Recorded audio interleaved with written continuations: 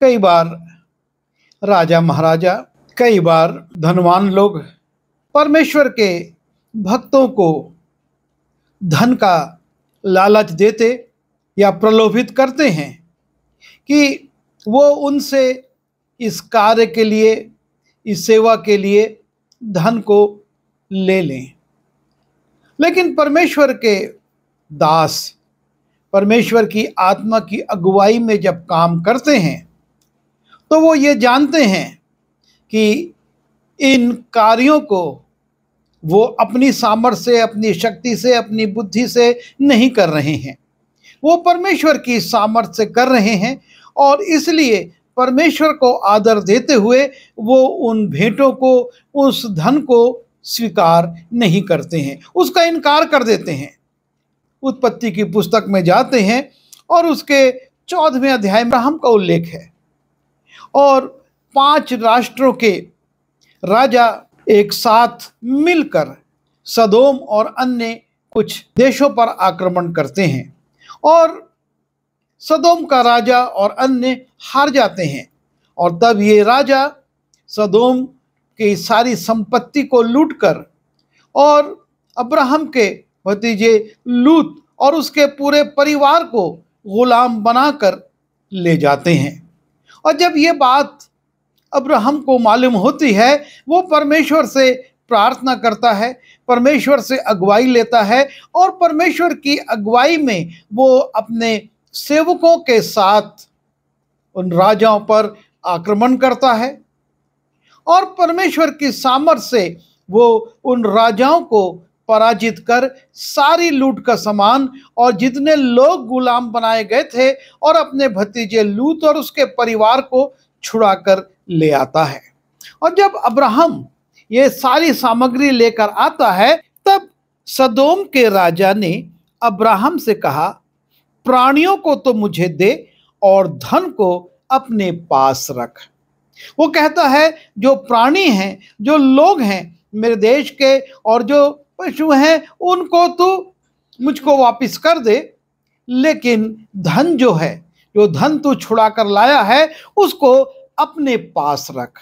बड़ी मात्रा में अब्राहम ने धन छुड़ाया था, लेकिन अब्राहम उस धन की लालच नहीं करता और कहता है, अब्राहम ने सदोम के राजा से कहा, परम प्रधान ईश्वर यहोवा जो आकाश और पृथ्वी का अधिकारी है, उसकी मैं ये शपथ खाता हूं कि जो कुछ तेरा है उसमें से ना तो मैं एक सूत और ना जूती का बंधन, ना कोई और वस्तु लूंगा।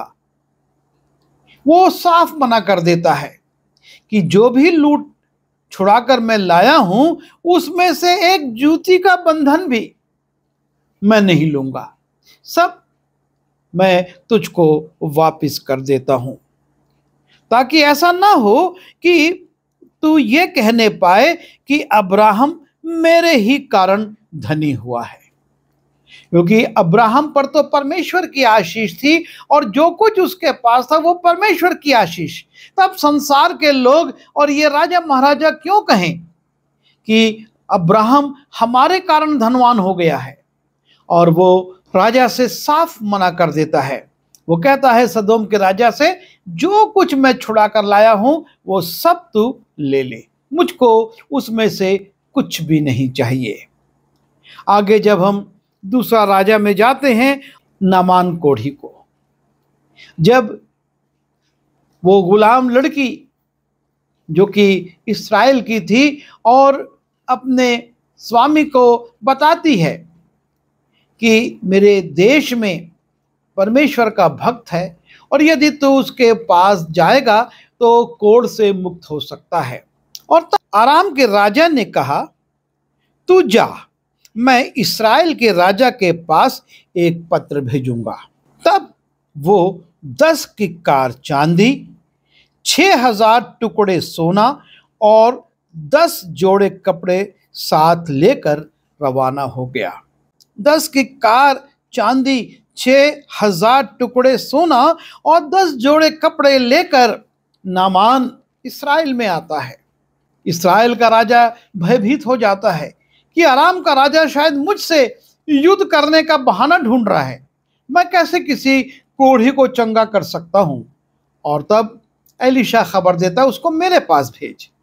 और जब नामान एलीशा के पास आता है, नामान से एलीशा अपने सेवक के द्वारा कहलवा देता है कि तू जा और यरदन नदी में 7 बार डुबकी लगा। नामान को खराब लगता है, इतना बड़ा अधिकारी है और परमेश्वर का दास निकलता भी नहीं, उसको देखता भी नहीं, उससे बात भी नहीं करता, सिर्फ कह देता है जा और यरदन नदी में 7 बार डुबकी मारा। वो सोचता मेरे देश में तो इससे बड़ी बड़ी नदियां हैं। पर जब उसके साथी समझाते हैं, इतना आसान काम जब इस परमेश्वर के भक्त ने कहा है तो तू क्यों नहीं करता है? और वो जाता है, यरदन में 7 डुबकी मारता है और कोढ़ से चंगा हो जाता है। और जब वो कोढ़ से चंगा हो जाता है तो अपनी ये सारी सामग्री जो वो अपने देश से लेकर चला था, एलीशा को देने के लिए उसके दरवाजे पर पहुंचता है। और जब वो आता है और चाहता है कि एलीशा इन भेंटों को उससे ग्रहण कर ले, एलीशा खबर भेजता है। एलीशा ने कहा, यहोवा जिसके सन्मुख मैं उपस्थित रहता हूं, उसके जीवन की शपथ, मैं कुछ भेंट ना लूंगा। और जब उसने उसको बहुत विवश किया कि भेंट को ग्रहण करे, तब भी वो इनकार ही करता रहा। इस बड़े आश्चर्य कर्म के लिए एलीशा नामान से कुछ भी नहीं लेता। वो कहता है, मेरे परमेश्वर के जीवन की शपथ, मैं तुझसे कुछ नहीं लूंगा। एक बड़ा प्रलोभन उसके सामने था। इतनी चांदी सोना वो लेकर आया था। लिखा है 10 की कार चांदी थी, 6000 टुकड़े सोना था, 10 जोड़ी कपड़े थे। और वो भी कपड़े कोई साधारण नहीं होंगे। वो राजा का सेनापति था और वो जो सामग्री लाया था वो सर्वोत्तम थी। पर नामान के हाथ से एलीशा कोई भी भेंट ग्रहण नहीं करता, उसको वो वैसे ही वापस कर देता है।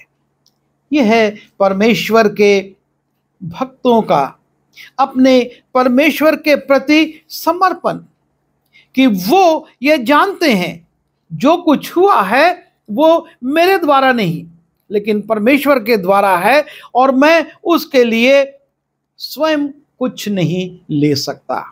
दानियल की पुस्तक में जाते हैं और वहां पर हम देखते हैं बेलशस्सर राजा एक बड़ा आयोजन करता है, अपने अधिकारियों को, अपने साथ के लोगों को बुलाता है और तब शराब पीते हुए वो परमेश्वर के भवन के पवित्र पात्रों को भी मंगवा लेता है और उनमें वो शराब पीता है और पिलाता है।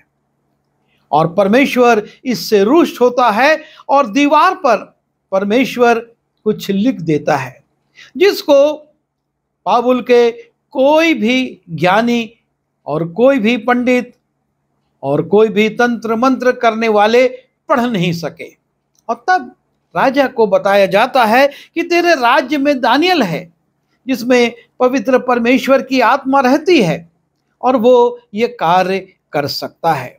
और तब बेलशस्सर राजा दानियल को बुलाता है और उससे कहता है, मैंने तेरे विषय में सुना है कि दानियल भेद खोल सकता है और संदेह दूर कर सकता है। इसलिए अब यदि तू उस लिखे हुए को पढ़ सके और उसका अर्थ भी मुझको समझा सके, तो मैं तुझे बैंजनी रंग का वस्त्र और तेरे गले में सोने की कंठमाला पहनाऊंगा और राज्य में तीसरा तू ही प्रभुता करेगा। और इस प्रकार से बेलशस्सर कहता है कि मैं तेरा सम्मान करूंगा, तुझको बैंजनी वस्त्र जो राजकीय वस्त्र कहलाते थे उस समय वो पहनाऊंगा, सोने की कंठमाला तुझको दी जाएगी और राज्य में तुझको ऊंचा ओहदा मिल जाएगा, वो तीसरे नंबर पर तू होगा। और तब दानियल बेलशस्सर से कहता है, दानियल ने राजा से कहा, अपने दान अपने ही पास रख। उसको राजा के इन प्रलोभनों से कोई सरोकार नहीं। वो कहता है, तू अपने इन भेंटों को, अपनी इन वस्तुओं को अपने पास रख, और जो बदला तू देना चाहता है वो दूसरे को दे। वो लिखी हुई बात मैं राजा को पढ़ सुनाऊंगा और उसका अर्थ भी तुझे समझाऊंगा। और इस प्रकार से राजा के प्रलोभन से दानियल इनकार करता है। वो उसको पढ़ता है, बताता है कि वहां पर जो लिखा है, और वो है मने मने तकेल उपरसी। परमेश्वर ने जो तेरे राज्य के दिन गिनकर उसका अंत कर दिया है। तकेल, तू मानो तराजू में तौला गया और हल्का पाया गया। परेश अर्थात तेरा राज्य बांटकर मादियों और फारसियों को दिया गया है। और इस प्रकार से उस लिखे हुए को वो पढ़कर सुनाता है, उसका अर्थ समझाता है, लेकिन बेलशस्सर से कहता है, अपनी भेंट तू अपने पास रख या किसी दूसरे को दे दे। मुझे ये सोने की कंठमाला, ये राज्य में तीसरा पद, या मुझको ये बैंजनी वस्त्रों की आवश्यकता नहीं है। यह है परमेश्वर के लोगों का उन बहुमूल्य वस्तुओं का इनकार जो संसार उनको देकर प्रतिष्ठित करने की कोशिश करता है, लेकिन वो उस प्रतिष्ठा को भी और उस भेंट को भी ठुकरा देते हैं। जब हम नए नियम में आते हैं और प्रेरितों के काम में जाते हैं, और वहां पर एक व्यक्ति का उल्लेख है, शिमोन, जो कि टोना करता था। और ये व्यक्ति टोना करने के द्वारा लोगों को प्रभावित करता था कि मेरे पास परमेश्वर की ऐसी शक्ति है जिससे मैं ये सब करता हूं।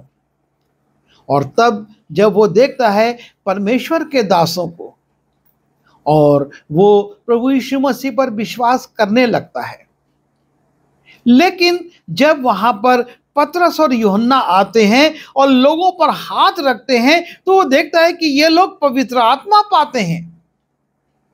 और उसने इस आश्चर्य कर्म को देखकर ये सोचा कि मैं भी ऐसा करूं।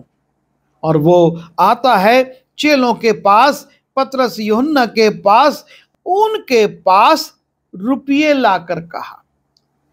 वो बड़ा धनाढ्य था, क्योंकि जादू टोना करने के द्वारा और लोगों को मूर्ख बनाने के द्वारा बहुत पैसा एकत्रित कर चुका था। और तब वो कहता है, रुपया लाकर ये अधिकार मुझे भी दो कि जिस किसी पर हाथ रखूं वो पवित्र आत्मा पाए। पवित्र आत्मा पाने के लिए कि वो जिस पर हाथ रखे वो पवित्र आत्मा पाए, वो रुपये लेकर आता है। और तब पतरस उससे कहता है, तेरे रुपये तेरे साथ नाश हो, क्योंकि तूने परमेश्वर का दान रुपयों से मोल लेने का विचार किया है।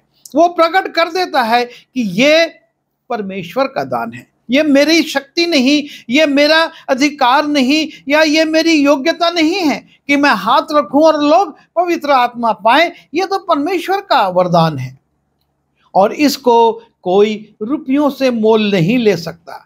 मैं तेरा रुपया ग्रहण नहीं करूंगा, तेरा रुपया तेरे साथ नाश हो।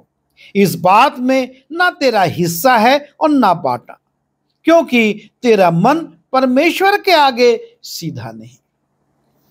तो ये मत सोच कि तू पैसा देकर मुझसे इस अधिकार को खरीद सकता है। ये तो परमेश्वर का वरदान है और परमेश्वर देगा। तेरा मन परमेश्वर के प्रति सही नहीं है, और इसलिए मैं तुझको कुछ नहीं दे सकता, मैं तेरे लिए कुछ नहीं कर सकता। अब्राहम की आशीषों को हम जानते हैं, दानियल की आशीषों को हम जानते हैं, एलिशा की आशीषों को हम जानते हैं, पतरस की आशीषों को हम जानते हैं, जिन्होंने संसारिक प्रलोभनों को अस्वीकार करके परमेश्वर के काम को किया और आशीषें भी पाई। और प्रभु आज भी यही चाहता है कि उसके लोग संसार के प्रलोभनों में ना जाएं, तत्कालिक लाभ में ना जाएं, तत्कालिक मान सम्मान में ना जाएं, क्योंकि ये सब पृथ्वी पर मिट जाने वाले, पृथ्वी पर रह जाने वाली बातें हैं। पर जो आशीष परमेश्वर देता है वो हमारे साथ जाएगी। इन्होंने प्रलोभनों को ठुकराया और आशीष पाई। हम अपने जीवनों में, अपनी सेवा में, अपने कार्यों में हमेशा इस बात का ध्यान रखें। कई बार प्रमोशन के प्रलोभन आएंगे, कई बार और अधिक धन प्राप्त करने के प्रलोभन आएंगे, कई बार मान सम्मान प्राप्त करने के प्रलोभन आएंगे, पर हमको परमेश्वर की अगुवाई में ऐसे प्रलोभनों का इनकार करना है।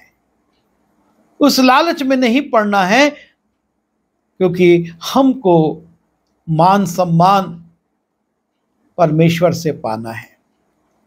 हमको धन स्वर्ग में जमा करना है, पृथ्वी पर नहीं। और यदि पृथ्वी के धन के आकर्षण में जाएंगे तो हम नाश हो जाएंगे। लेकिन प्रभु यीशु मसीह ने जहाँ से कहा कि तुम अपना धन स्वर्ग में एकत्रित करो, जहाँ ना कीड़ा लगता, ना कहीं ना चोर चुरा सकता और ना कोई डाका डाल सकता है, हम वहाँ पर अपने लिए धन एकत्रित करें और आशीष पाएं।